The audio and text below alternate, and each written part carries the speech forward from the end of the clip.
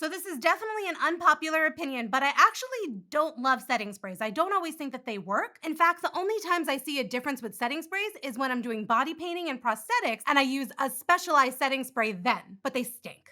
Whereas a lot of beauty setting sprays, they have different scents that make it more pleasurable when you're spraying your face. If your foundation lasts on its own, you probably don't need setting spray. I know we're conditioned to thinking that we do need one, but it's just another layer and it's just another step. And honestly, with the way that foundations are made today, I don't think it's necessary for beauty makeup. Now, if you're super oily and your makeup does slide off on you during the day, then yes, a setting spray might be your best bet. Or if you're very dry and you're like, well, I hate the look of powder, then you can also use setting spray to help set your makeup instead of powder. But if you're already doing powder, I don't think you need the setting spray too. Setting powder is already gonna help seal it all in, and if you're dry or have mature skin, that's good enough. So if you're super oily, get the setting spray and get one that says mattifying on it so you'll get double agents, controlling the oils and setting your makeup.